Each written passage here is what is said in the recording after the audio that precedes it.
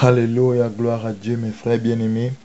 Aujourd'hui, nous continuons notre méditation sur le centenier, sur la foi en Dieu. Nous avons dit que le lien spirituel était constitué de plusieurs éléments. Le premier élément était le renoncement aux œuvres mortes. Et nous allons renoncer aux œuvres mortes tous les jours dans nos prières, parce que la Bible a dit porte ta croix chaque jour, renonce à toi-même, tu vois. Donc renonce, il y a un renoncement non seulement au péché, mais même à ce qui n'est pas péché, c'est-à-dire que quelque chose que Dieu peut te demander de laisser pour le suivre. Dieu peut te dire quitte d'abord ta famille pour un certain moment pour le suivre, tu vois. Donc il y a le renoncement à soi, le renoncement aux œuvres mortes, il y a la vie de crucifixion. Et ça, c'était le premier élément du lait spirituel. Le deuxième élément, c'est la foi en Dieu. Quelque chose sur lequel on n'insiste pas beaucoup souvent. La foi en Dieu. Je veux dire ici, déjà pour commencer, c'est que la foi en Dieu, c'est une confiance, je dis bien absolue en Dieu. Tu as tellement confiance en Dieu que si te dit quelque chose, tu le crois. Un point, un trait. Tu n'as pas besoin de vérifier. Tu n'as pas besoin d'une preuve dans le monde physique. Dès qu'il a parlé, tu l'as cru. La Bible dit que Dieu a averti Noé des choses qui n'étaient pas encore. Noé s'est mis à l'œuvre. Il n'a pas eu besoin de voir d'abord le déluge pour commencer à bâtir l'arche. Non, Dieu lui a dit que le déluge arrivera, bien que le déluge n'était pas encore arrivé quand Dieu lui a parlé. Il s'est mis à bâtir une arche, il s'est mis à travailler pour faire échapper, comme Dieu l'avait dit, tu prendras les animaux 2 à 2. Il a cru à Dieu. Il avait un âge très avancé. Donc, la foi en Dieu, c'est quelque chose qui nous mettra en action. La foi en Dieu, c'est quelque chose qui va faire en sorte que nous allons commencer à agir selon ce que Dieu nous a dit. Tu ne peux pas dire que tu crois en Dieu et tu n'obéis pas. En fait, la foi, c'est une obéissance totale à la parole de Dieu. La foi, c'est une acceptation totale à ce que Dieu dit, sans contester, sans incrédulité, sans filtrer. Foi en Dieu. Alors aujourd'hui, je veux que tu dises, oh Seigneur, que ma foi soit en toi. Enlève ta foi en toi-même. Enlève ta foi dans ta sainteté. Certains, tu peux commencer à avoir foi en toi parce que je n'ai pas péché aujourd'hui, je suis bien. Demain, j'ai péché, je ne suis pas bien. Non, ce n'est pas ça. Tu dois avoir foi. Tout ton cœur doit être en Dieu. Toute ta vie doit être en Dieu. Tu dois regarder qu'à lui, que tu te sentes capable ou pas. Tu dois regarder à Dieu, la foi en Dieu. Alors, on va lire un passage. Je vous ai dit qu'on va beaucoup insister sur la foi en Dieu. Et ce que le Saint-Esprit me disait tout à l'heure, c'est que on ne l'a pas confié simplement notre maison ou on a confié à Dieu nos âmes. Ce que tu as le plus précieux, mon frère, c'est ton âme. Si tu as eu confiance en Dieu jusqu'au point de lui dire qu'écoute Seigneur, je te donne ma vie, c'est ce que ça veut dire quand on se répand et qu'on donne notre vie à Dieu. En fait, on lui donne notre âme. On lui dit bon, on est conscient que tu vas amener cette âme-ci au ciel, Seigneur. Nous te confions notre âme. Si tu as confié à Dieu la chose la plus précieuse que tu peux posséder, c'est-à-dire ton âme, ça veut dire que tu dois avoir une foi absolue en lui. Je peux comprendre que quelqu'un donne les clés de sa maison. La maison, si ça se gâte, tu peux encore avoir une autre maison. Je peux comprendre que quelqu'un donne les clés de sa voiture. Si ta voiture se gâte, Dieu peut encore te donner une autre voiture. Je peux comprendre que quelqu'un donne même les clés de sa cuisine à quelqu'un. Si la personne entre, il vole même les choses dedans, Dieu peut encore te donner une autre cuisine. Mais ton âme, mon frère, si tu donnes ton âme à quelqu'un et que tu te trompes, c'est fini, c'est le feu. Donc ton âme, c'est quelque chose de tellement important. Si tu as eu confiance à Dieu, à tel point que tu as dit, Seigneur, tu as fait la prière de repentance un jour dans ta vie, tu as dit, Seigneur, à partir d'aujourd'hui, je te reconnais comme le Seigneur et le sauveur de mon âme. Je te confie mon âme en d'autres termes. Je sais que si je te suis, tu vas mettre mon âme. Tu as eu confiance en Dieu, en lui confiant ton âme, ça veut dire, mon frère, ma soeur, tu dois avoir confiance en Dieu pour toutes choses. Il n'y a rien de plus précieux que ton âme. Et c'est ce que tu as confiance en Dieu. Tu dois avoir confiance en Dieu pour tes finances. Tu dois avoir confiance en Dieu pour l'éducation de tes enfants. Tu dois avoir confiance en Dieu pour même ton corps, pour qu'il guérisse ton corps. Est-ce qu'on se comprend ce matin? Alors je vais lire une histoire qui nous parle de la foi. Mes frères, mes sœurs, lorsque nous avons la Bible, nous voulons plaire à Jésus. On va voir les choses qui touchent le cœur de Jésus. L'autre jour, j'étais en train de prier dans le silence et disais au Seigneur, Seigneur, je veux te connaître encore dans ma famille. Le Saint-Esprit a murmuré dans mon cœur, il m'a dit, quelles sont les choses qui plaisent à Jésus? Quand tu veux attirer quelqu'un de plus en plus, quand tu veux que quelqu'un se rapproche de toi, tu fais des choses qui le plaisent. Tu fais des choses que son cœur aime. Est-ce que vous comprenez? La Bible dit qu'il siège au milieu de la louange. Donc quand tu loues Dieu de tout ton cœur, tu l'attires. Dieu est déjà en toi, certes, mais tu attires son atmosphère, tu touches son cœur. Quand tu l'adores de tout ton cœur, tu le touches. Tu vois? Donc Dieu aime aussi la foi et on va voir ça par cette histoire. Il y a des choses qu'il faut que nos vies changent, notre manière de parler. Quelqu'un qui a la foi, on peut le voir dans sa parole. On peut le voir dans ses attitudes. La foi, ce n'est pas simplement quelque chose. Non, la foi, c'est quelque chose qui métamorphose ta vie, ton système de pensée. Tu commences à agir comme Pierre, comme Paul qui pouvait dire ce que j'ai. Voilà une parole de foi. Il ne dit pas que ouais, non, ce que j'ai, il est conscient qu'il a reçu de Dieu quelque chose. Il dit, j'ai reçu ce que j'ai. Je te le donne. Ça, c'est une parole de foi. La foi change notre attitude. Mon frère, ma soeur, je vais lire le passage. On est dans Matthieu 8, à partir du verset 5. Comme Jésus entrait dans Capernaum, un centenier l'aborda, le priant en disant, « Seigneur, mon serviteur est couché à la maison, atteint de paralysie et souffrant beaucoup. » Imagine-toi, mon frère, prends la place du centenier. Si tu as une personne qui te tient à cœur, peut-être c'est ton père, c'est ta mère, peut-être c'est même ton enfant que tu as couché, qui est souffrant de cette manière-là, et tu es au temps de Jésus. Mettons-nous dans le contexte. Tu sais que quand les gens touchent Jésus, les gens sont guéris. Tu sais que quand Jésus te touche aussi, tu es guéri. Donc, tout ce que tu sais, c'est qu'il faut seulement que soit je touche Jésus, soit il me touche. Donc, la guérison va se manifester. Mais lui, il vient avec un cas de maladie grave. Dans Luc 7, on va aussi voir Luc 7 qui parle de la même histoire. Dans Luc 7, positionne ta main dans Luc 7. Dans Luc 7, à partir du verset 1, ça parle de la même histoire. Luc 7. Seigneur, je te bénis, je te loue. Je te bénis, je te loue, Seigneur mon Dieu Tout-Puissant, tu es vivant. Au nom de Jésus de Nazareth. Écartez Luc 7 à partir du verset 1. Après avoir achevé ce discours devant la foule qui l'écoutait, Jésus entra dans Capernaum.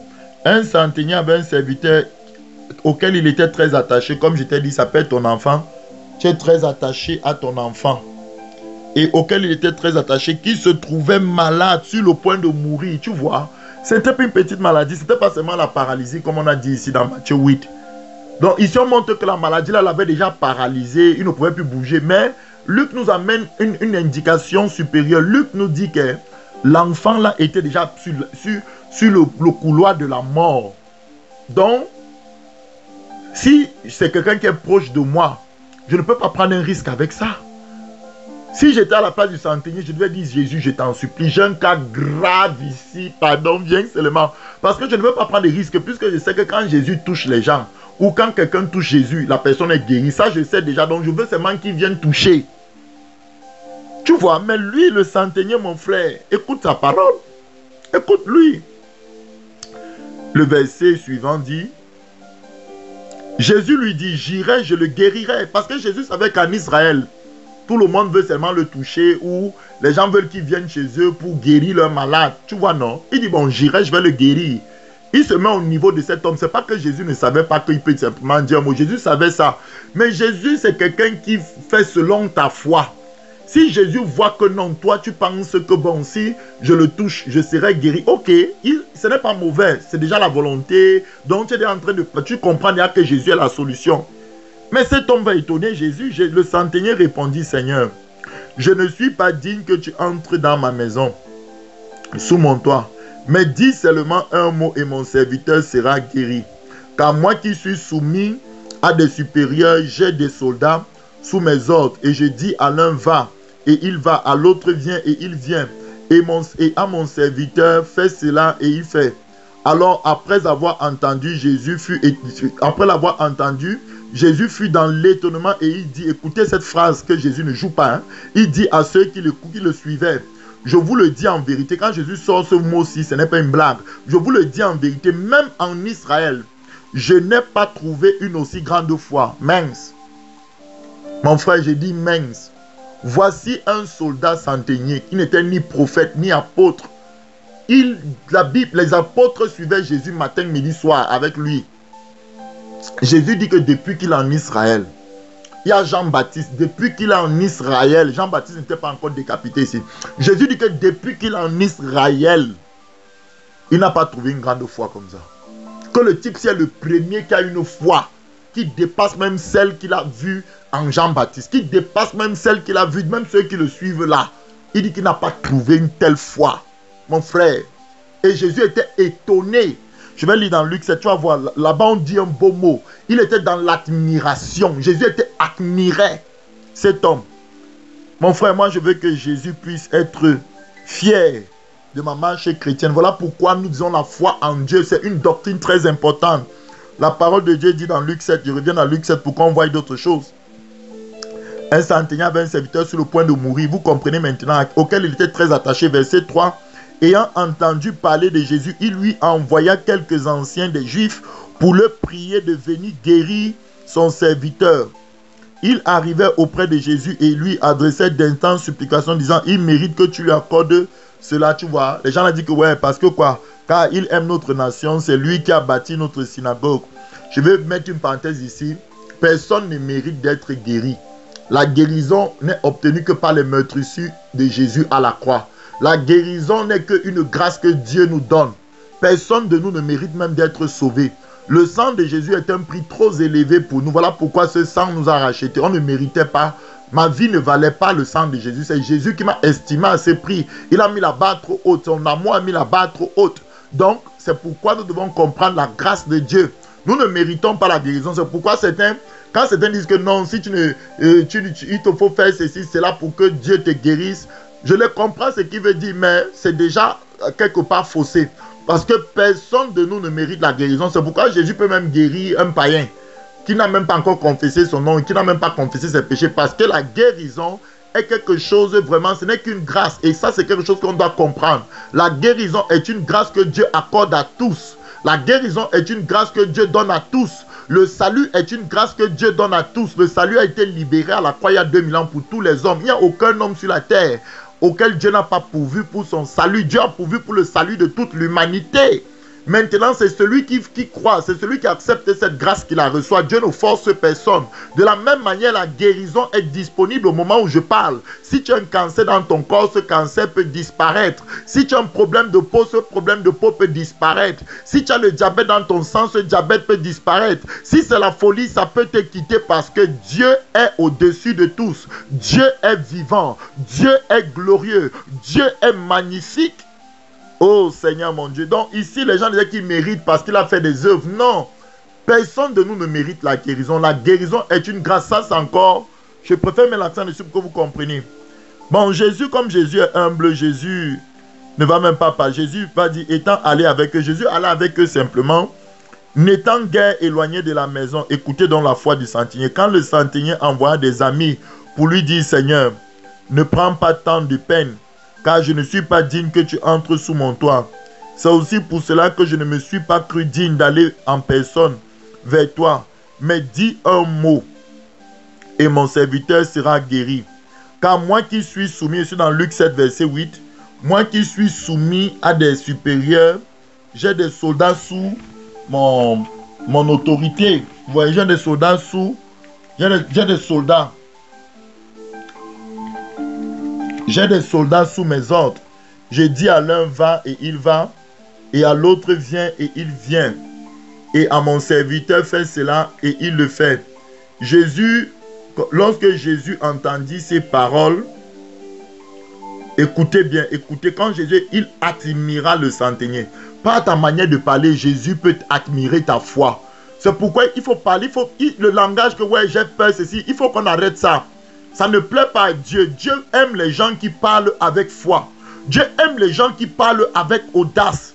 Dans la manière que cet homme a parlé de Jésus, tu vois comment il décrit Jésus. Il est en train de dire que Jésus, je reconnais que tu as autorité sur la maladie. Ce n'est pas parce que tu touches que les gens sont guéris. Même si tu parles seulement, tu n'as pas besoin de les toucher. Je reconnais ton autorité. Tu n'es pas n'importe qui, Jésus. C'est ce qu'il est en train de dire à Jésus. Jésus a admiré ce genre de foi.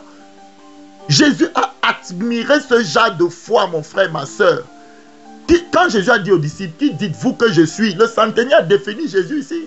Il dit Jésus, même moi si qui ne suis rien, je suis quand même un centenier. C'est-à-dire qu'il y a une centaine de soldats sous mes ordres.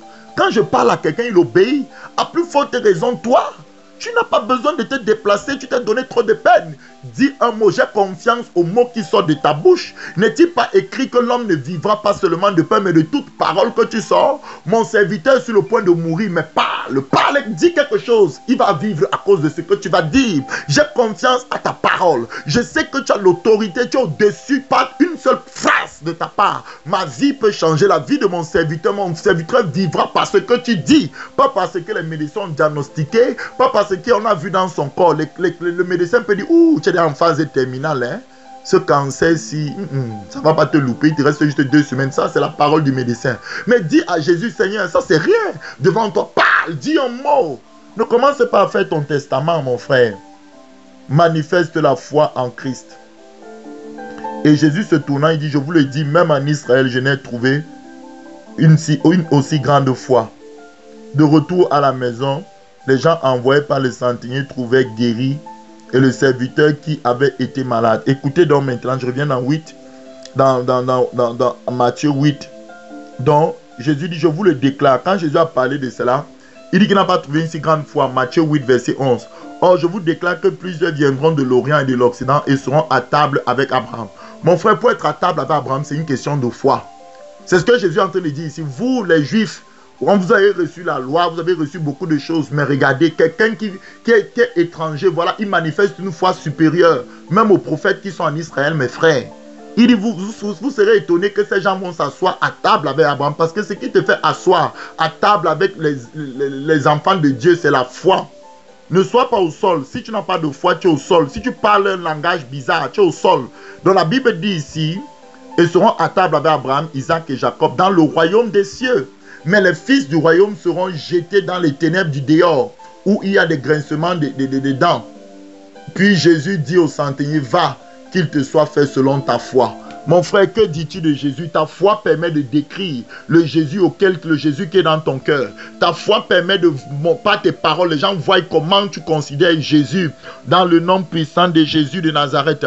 Tu vas dire au Seigneur maintenant, Seigneur, je décide de croire en toi. Je décide de croire en toi. Enlève ta foi dans ta vie de prière. Enlève ta foi dans les jeûnes. Mets ta foi entièrement en Jésus. Lorsque quelqu'un est venu demander à Jésus, qu'est-ce que l'œuvre de Dieu? Jésus a dit, l'œuvre de Dieu, c'est que vous croyez en celui qui l'a envoyé, c'est-à-dire en Christ. Ta foi d'être en Christ, tu dois, l'apôtre Paul disait, je peux tout par Christ qui me fortifie. Lui-même, il reconnaît qu'il a des limites. Lui-même, il reconnaît qu'il a des faiblesses, puisque Dieu lui a dit dans 2 Corinthiens 12, que là où ma grâce te suffit, là où il y a les faiblesses, là, ma grâce se manifeste dans les faiblesses. Tu vois, donc Paul a compris qu'il n'avait pas besoin d'être fort. Il avait besoin juste de croire en Jésus, et Jésus devait faire l'œuvre. Il n'avait pas besoin d'être capable. C'est à Jésus la capacité, c'est à Jésus la force, c'est à Jésus le miracle, c'est Jésus le Dieu glorieux. Tant qu'il est avec toi, tout est possible. La Bible dit tout est possible à Dieu et tout est possible à celui qui croit. Donc quand tu crois, tu engages Dieu. Quand tu crois, tu